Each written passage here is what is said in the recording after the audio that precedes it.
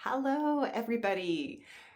So, today I want to talk to you about my favorite planet. Uranus is going into Gemini. He kind of dipped back there a little bit earlier, and then he went into retrograde for a while. So, now he's here for the next 8 years until 2033. We're going to see Uranus in Gemini on a global scale. How's this going to look?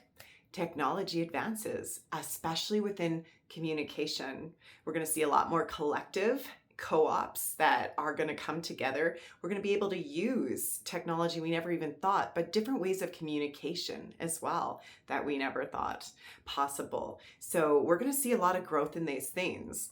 And Uranus does so well in Gemini because Mercury, think of Uranus as the higher octave of Mercury. Mercury is our mindset. Uranus is kind of our genius.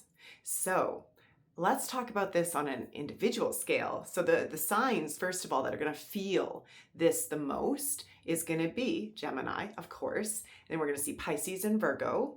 And then we're going to see Sagittarius. The people who are going to find this the most challenging are going to be people with strong Sagittarius placements, especially if you have a Sagittarius sun. And I'll tell you why. What this means for you is that Uranus going into Gemini is going to oppose your natal Uranus. We call this the Uranus opposition, better known as the midlife crisis.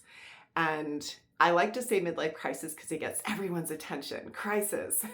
But the truth is, this is our Kundalini rising. This is where we step fully into our power. And the reason this works is when we look at Uranus, he wants sudden changes, right? He rules electricity. And so he works on our nervous systems, and he can cause those disruptions in our life where something we had planned just completely falls apart or changes course and no explanation. But there is an explanation. Uranus wants authenticity. He wants you to be individually you so that the greater collective can benefit. And so what happens, the other key word of Uranus is alignment. So what happens at a midlife crisis when Uranus opposes natal Uranus, they start to look at whatever area in your life you have this, and there's going to be some sudden changes that are going to bring alignment. So people who have crises are people who resist this change, who aren't ready to evolve or go with the flow, we'll say. For example, here's a good example. If you have natal Uranus in your first house, and let's say we have this new transit in your seventh house, you have Gemini in your seventh house, what's going to happen is your relationships, your marriage, potentially your business contracts and yourself are going to start trying to find this alignment. So marriages can end, or significant things can happen that make you pull together to work more through it. So it becomes in alignment. Astrology can never predict the outcome, but it can tell you where are you going to feel this polarity, and it will be sudden changes. Think of that movie Eat, Pray, Love. That's a very good display of a Uranus opposition. So let's get into the individual though. How is this going to affect each individual sign?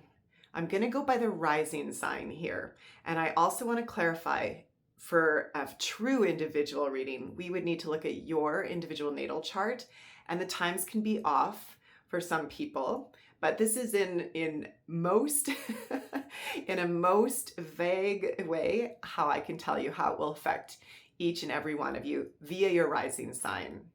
So we're going to start with the Aries rising sign. If you have an Aries rising sign, where are you going to feel this shift with Uranus coming into Gemini? Well, it's going to be in your house of communication. It's in that third house. So all of the ways you communicate, your mindset is going to get an overhaul. It's going to just, what you're thinking now and what you're going to be thinking at the end of 8 years, it's going to have whole neural pathways. So look for communication. If you were thinking of writing a book, this is your time. Get your voice out there, and also take in as much information as you can, because it'll come to you at the perfect time. When we look to Taurus, When we look at Taurus, this is going to happen in your second house. So for Taurus, what do you truly value? If you have a Taurus rising sign, what is it you value? And if you looked at your energy as a currency, are you using that as a value system, or are you just giving it away? Are you just, letting your your currency be scattered anywhere? This is the time to make investments, especially in technology. This is the time to look at what you have around you, your material assets, and start to have what is in alignment. What can I let go of? And see the relationship plays you have with the things that you own. Also a great time to work on self-worth. If you have a Gemini rising, this is going to be physical for you. You're going to feel it in your body. Your body is going to look for this way of communicating with you more clearly. So a lot of somatic things will be coming up. You might even be feeling that nervousness. But for you, this is going to be where your presence, you're going to step into this role as of teacher and student in a way you never thought possible. It's going to be eclectic. It's going to be a little unnatural and shake some people up, because this is your character. This is your first impression, but this is where you're going to feel that. When we look into Cancer, this is going to take place. If you have a Cancer rising sign, this is going to take place in the subconscious. For you, you're going to feel this behind the scenes.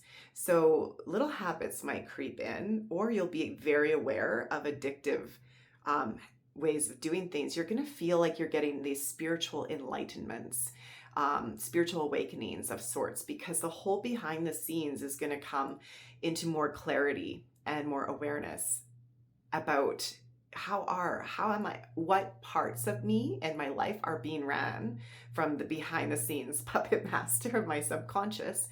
And every time this happens, it's going to make you more into your spiritual gifts. So meditate as much as you can, work on those self-intuition. If you have Leo, this is going to take place for you in your community. So if you have a Leo rising, this is the time to network, to build your clientele, to share your hopes, your wishes, your dreams with the community. This is a time to go to group events and also to create group events. Understand that all attention is going to work towards this alignment, this authenticity. So just spread it out there. Know that your visions are meant to be collective visions. If you have, after Leo, I have to do this in my head, Virgo. If you have a Virgo rising, this is going to take place in your career. You may even get a career change suddenly, or an offer that comes in. And I would suggest, to take it into very considerable consideration. When we look at the 10th house, we're really looking at our purpose. What is it that motivates what we do in life? And so this is where we're going to see your whole public life be what opens and changes for you. So a lot of astrologers like to talk about career, but really it's more about your goals and what is it that you are reaching towards right now? What do you want to contribute to society? And, Virgo rising, you're the healer, the helper. So this is the time to step into that role. When we talk about Libra, this is going to take place in your 9th house, which means go on a trip. But seriously, go on a trip. Find a different culture. So this is not your retreat, Mexico retreat, kick back, drink all that bougie one. This is like the higher learning retreat. So go to a culture, a place where you can integrate things that you would never have thought of otherwise. This is also time to use your deeper, higher learning and find this as your own journey the next 8 years. What is your belief system? And where are you limited in that? What beliefs can be let go? See where you're married to beliefs. They almost become religious, like it's a rule, and see if you can find ways to open them. The 9th house is an incredible one, but it wants experiences. So try new things, especially things that give you a little bit of hesitation. Those are usually the ones that hold what it is that can help you boost yourself forward. when we look at Scorpio risings, you're having this Uranus transit happening in your 8th house, which is Scorpio's house. So for you, this is the time to do a deep purge. And when I say a deep purge, I mean declutter your life, your mind, your emotions, your relations, everything. The more that you can let go, that's what the 8th house truly wants. It wants you to get into your psyche and let things go. Because as we do that, we clear room for more. And that is the mission of Uranus here for you, is that you get more insights, more of these beautiful karmic bridges that can come in when we cut ties with others. So think of cord cuttings, think of any kind of beautiful rituals you can do at home that signify endings. And also, when we think of the 8th house, it also rules things like death, sex, other people's money, all those taboo things. So I'm also going to say, if you're a Scorpio rising, I probably don't need to encourage you to go here, but go into the places that nobody wants you to look, because that's where the gold is for you. And then after Scorpio, give me a second, we have Sagittarius. Sagittarius, I talked a little bit about this already. You are entering your midlife crisis phase because Gemini is opposite of you. So having this come into play, where you're going to feel this is in your relationships. This is where potentially your marriage, your business partners, any relationship you have, basically how you relate with others, especially one-on-one, contracts, if they are not in alignment, this is where it's going to shake up for you. Things you can do with this though, put your energy into your relationships. Be honest about what it is you actually want from others, and that's what you need to start teaching the people in your life to treat you as. And could this mean there might be some relationships that go? Yes, but that's okay, because this is about authenticity and alignment. And you have a right to how you want others to relate to you, and that's going to change how you relate to them. So this is going to be a really huge time for you to reevaluate how you relate to others. Be very careful when at this time in your life of starting contracts such as marriage or business partnerships or so on. Make sure when you sit with it, it is an authentic decision, not something based on anything that is not you at the moment, because that could be a little of a rough start. Okay, let's move on. So next we have Capricorn. Capricorn, for you, this is happening in your 6th house. The 6th house is about our health, but also about day-to-day routines. And also this is our jobs that just pay the bills, our service to others. All of this is our health.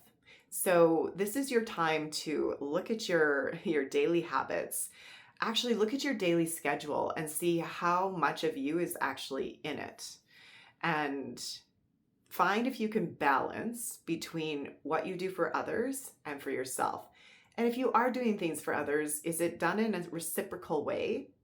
Or is it not? Because this is where your health will come into play. We do not want sudden changes in your health. We want, unless it's for the good, right? So this is where we want to play with, make sure that your day-to-day habits, routines, and health regime is working with you, and find that new technology with that.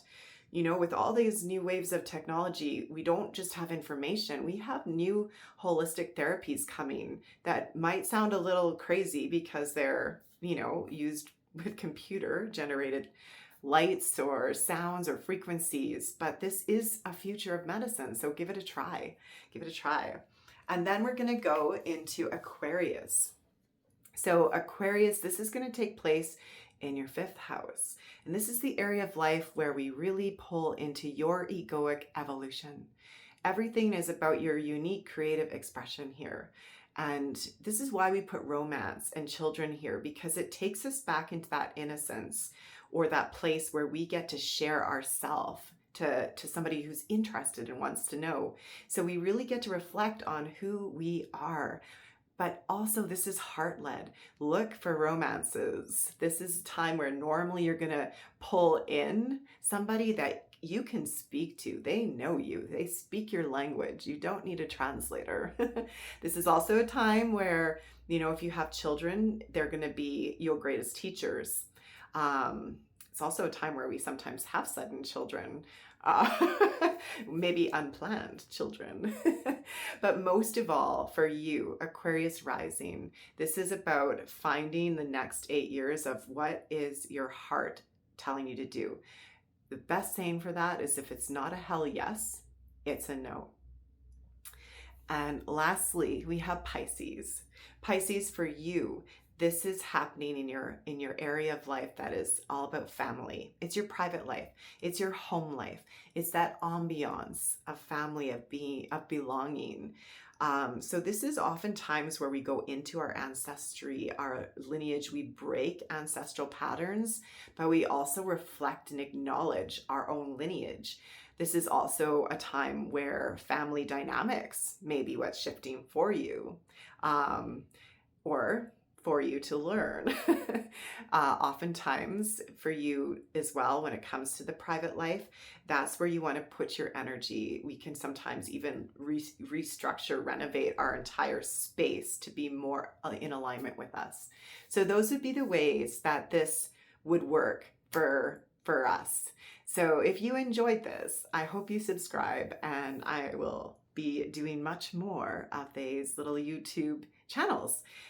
Have an incredible day. Enjoy Uranus and Gemini until 2033 as these subtle changes reflect through. Touch base from time to time with what is happening in the communication era and technology and languages. And it's gonna be great because Uranus thrives in Gemini.